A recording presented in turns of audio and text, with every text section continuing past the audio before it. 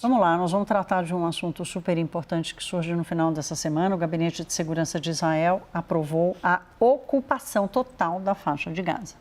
E a liderança do mundo todo condenou essa decisão. Vamos ver na reportagem.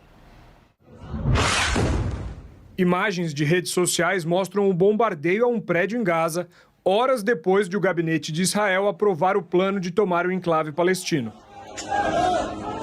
A decisão causou revolta na comunidade internacional. A Alemanha suspendeu a venda de armas para Israel. Já o Egito e a Turquia acusaram o governo de Benjamin Netanyahu de genocídio. E a Austrália afirmou que o movimento piora a catástrofe humanitária em Gaza.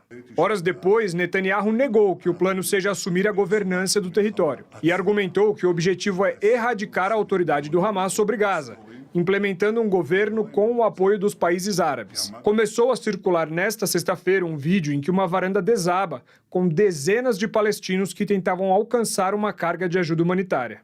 Enquanto isso, famílias dos reféns do Hamas que seguem em Gaza demonstram preocupação sobre o plano de avançar sobre o território palestino. The humanitarian crisis in Gaza with the hunger that is going on there, the suffering of my family as well as 49 other families. We need to put an end to it. Na ONU, o representante da autoridade palestina criticou o plano aprovado pela coalizão de Benjamin Netanyahu. The fastest way to freedom is to stop this war. Professor Michel, para quem que Israel vai entregar Gaza depois de ocupá-la? Bom, mais uma vez, boa noite.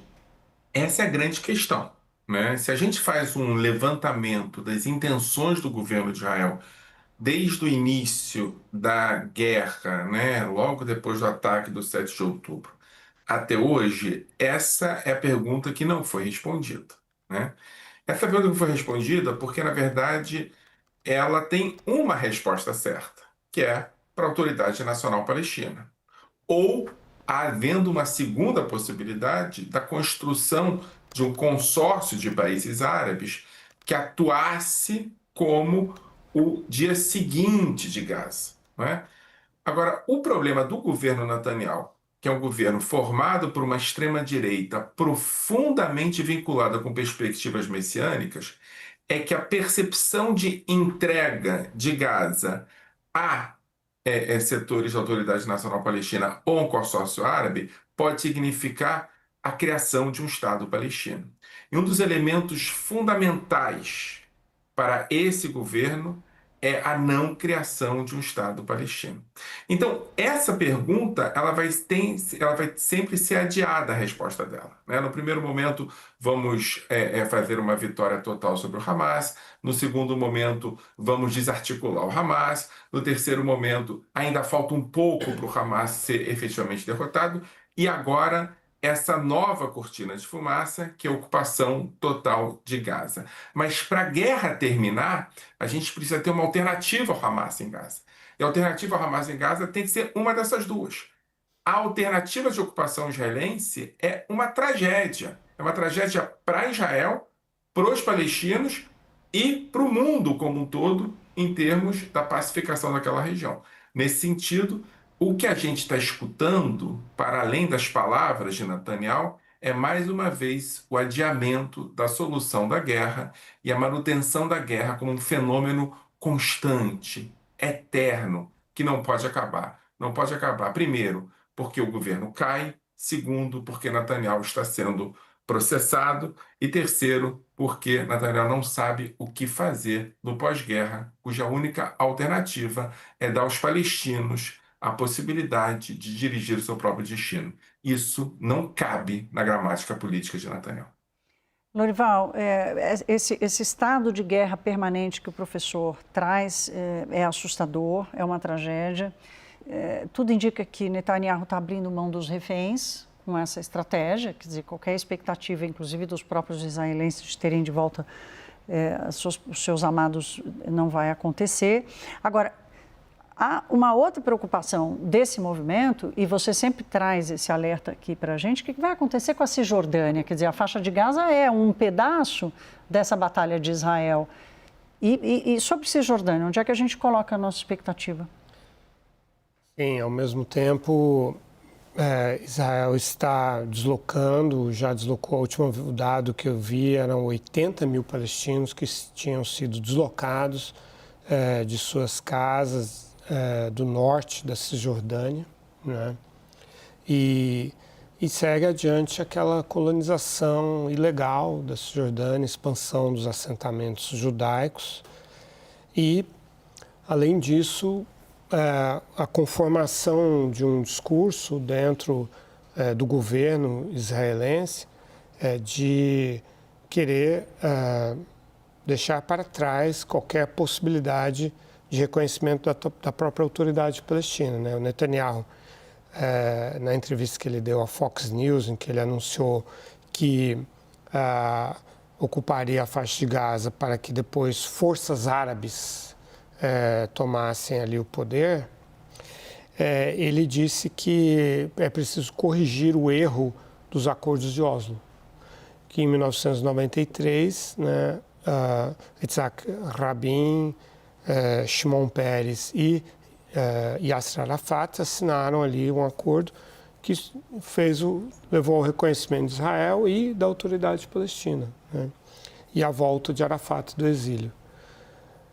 Bom, o que aconteceu em 1995, em novembro de 95, um radical chamado Yigal Amir matou o Yitzhak Rabin por causa disso, porque ele era contra a entrega dos territórios para os palestinos. Ora, ele tinha um discurso exatamente igual ao que têm os ministros do Netanyahu, que era um discurso, na época, 30 anos atrás, totalmente franja, né, totalmente extremista e não considerado importante, não era mainstream. Hoje é o discurso do governo israelense. E o Netanyahu mesmo, é muito recente a adesão dele a esse discurso total de retirada dos palestinos, de tomar conta desses territórios. Ele provavelmente sempre teve essa intenção, mas assumir isso publicamente foi o Donald Trump que normalizou isso para ele. E aí o Itamar Ben-Gvir, ministro da Segurança Nacional, e o Bezalel Smotrich, ministro das Finanças, cujas bases eleitorais são esses colonos judeus da Cisjordânia, eles passam a pressionar o Netanyahu a aderir a essa noção de expulsão dos palestinos adotada pelo Donald Trump. Então, realmente, em poucos meses, né, houve uma evolução, ou poderia dizer uma involução brutal no debate dentro da política israelense. É claro que na sociedade israelense continua havendo uma enorme rejeição a essas teses. Professor, quem está rejeitando muito essa tese é a Europa. A Alemanha hoje faz esse anúncio de que não vai mais fornecer armas a Israel. Outros países europeus, outras lideranças europeias dizendo que reconhecem a criação de um Estado palestino. Quer dizer, o conflito ele se espalha e o senhor chama atenção para isso quando diz que é uma tragédia não só para Israel e para os palestinos, mas também para o mundo todo. O que o senhor espera? Como é que isso vai desarranjar algum equilíbrio na relação entre as nações? Que tipo de pressão Netanyahu pode ainda sofrer internacionalmente? Lembrando o que o Lorival acabou de colocar aqui, que Donald Trump acabou permitindo que Netanyahu fizesse isso. Antes, se me permite, só uma questão quase anedotal. Lorival está contando das relações entre a extrema-direita e o atual governo de Israel. Ben-Gvir, quando era um jovem militante de extrema-direita, ele aparece num vídeo famoso pegando o símbolo do carro de Yitzhak Rabin e dizendo: pegamos o símbolo, o próximo será o primeiro-ministro. É esse o ministro que hoje está no governo de Netanyahu. Um jovem militante que continuou na militância de extrema-direita, não que ele reavaliou isso, e que hoje é ministro da Segurança Interna de Israel. Eu acho que essa situação nos deixa, sobre a sua pergunta, nos deixa numa situação bastante interessante. Porque, por um lado, o que Netanyahu está produzindo, e aí a pergunta é se foi a posse de Trump ou se esse processo de construção de uma perspectiva mais reacionária, mais de extrema-direita, mais expansionista, já estava constituída no governo de Netanyahu, mesmo antes de 7 de outubro. Né? Porque o que a gente percebia é que antes de 7 de outubro havia uma expansão dos territórios palestinos da Cisjordânia, a constituição de novas colônias e, efetivamente, um certo descontrole dos colonos que lá estavam. A situação só piora depois de 7 de outubro na Cisjordânia. Você tem um avanço da colonização, você tem um avanço da violência dos colonos contra palestinos e uma perda da governabilidade dentro da Cisjordânia. Né? A situação hoje na Cisjordânia é muito grave. Né? Ela está no limite da explosão efetiva. Né? Por outro lado, Gaza é uma guerra que não termina. Né? E ela é uma guerra que não termina e que aumenta de fase. Ela vai acelerando a fase. A questão dos reféns é muito importante, porque efetivamente o discurso sobre ocupação, né, não só a prática da ocupação de Gaza, da reocupação de Gaza, o discurso de reocupação coloca efetivamente as vidas dos reféns em risco. E alguns porta-vozes informais de Netanyahu já estão deixando claro que essa é efetivamente a intenção do governo, deixar de lado os reféns sequestrados. Né? Agora, por outro lado, o que Netanyahu está produzindo é uma aceleração da dimensão de que o Estado palestino é fundamental. Né? Você tem países avançando algumas casas nos discursos tradicionais, tem países apontando para a necessidade efetiva de um Estado palestino. Hoje, não sei se vocês acompanharam, mas a declaração da Alemanha sobre embargo de armas é muito importante, muda a perspectiva alemã das últimas décadas. Inclusive, houve uma conversa dura hoje entre o chanceler da Alemanha e Netanyahu sobre isso, Netanyahu usando o passado da Alemanha para tentar remover a Alemanha dessa ideia, mas, em última instância, o que está acontecendo é um processo de rearranjamento da questão palestina no mundo. O problema é Trump. Né? Trump não dá sinais de que vai avançar nessa direção, não dá sinais de uma decisão diplomática de produzir efetivamente avanços na questão palestina e na construção do Estado, muito pelo contrário, dá sinais de que vai efetivamente entrar utilizando guerra tarifária, guerra comercial, ataques diplomáticos contra países que avancem nessa direção. Então vocês têm uma configuração que é contraditória. Por um lado, a questão palestina avançando no discurso diplomático, de outro lado, a situação em Israel chegando próximo de um colapso, e numa terceira perspectiva, um país fundamental e chave nessa história é os Estados Unidos, que, avançando na destruição das estruturas multilaterais, acaba deixando sem muitas alternativas a criação de um Estado palestino e apostando, em última instância, na manutenção da guerra em Gaza.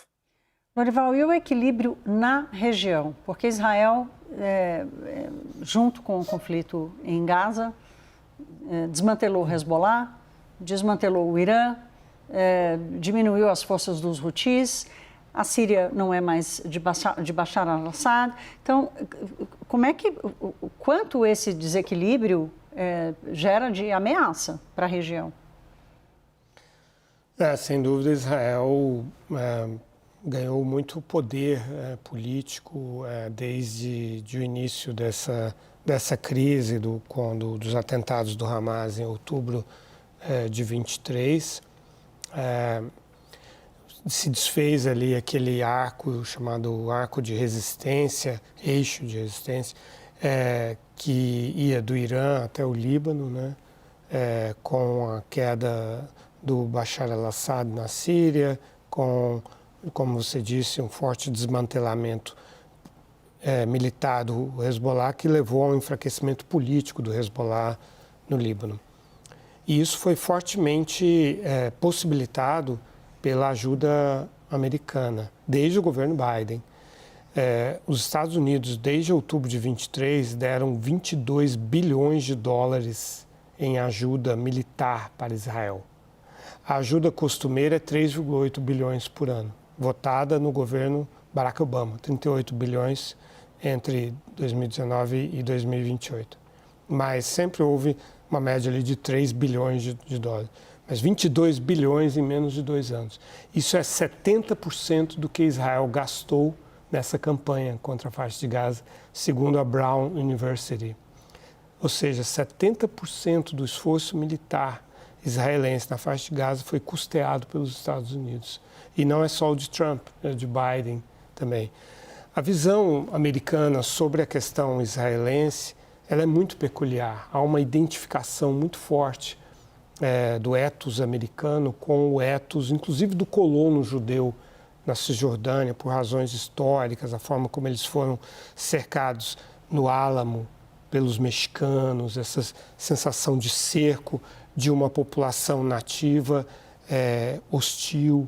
Tudo isso está muito dentro do imaginário americano e existem outras razões também de ordem religiosa, né, dos protestantes, dos batistas, dos evangélicos, com relação à visão sobre o judaísmo, sobre o templo lá de Davi, etc. Então, eu acho que os Estados Unidos não vão, e mesmo com uma eventual mudança de governo, de retirar esse apoio a Israel. E acho que a declaração de um Estado palestino se torna inócua nesse contexto, porque não tem território. Né? O território está todo fragmentado dentro da Cisjordânia e também, além do problema crônico da divisão, né, entre a Cisjordânia e a faixa de Gaza, está o Estado de Israel também. Professor German, eu tenho 1 minuto, vou ter que contar com o seu poder de síntese, mas eu não queria deixar de falar sobre a questão, sobre a crise humanitária. Deixou de ser uma crise, é um colapso humanitário que está acontecendo lá. Qual o poder ou a possibilidade de alguma intervenção nesse ponto específico? Eu acho que baixa. A crise humanitária não é uma consequência inesperada dos processos da guerra, é um projeto estabelecido em alguns momentos por esse governo com discursos abertos sobre ele. A escolha da empresa que produziria a distribuição de comida foi um investimento nessa crise. Eu acho que essa crise joga a favor do governo de Israel e, nesse sentido, eventualmente, alguns retrocessos na crise, mas a crise é mais um dos projetos do governo Netanyahu em Gaza.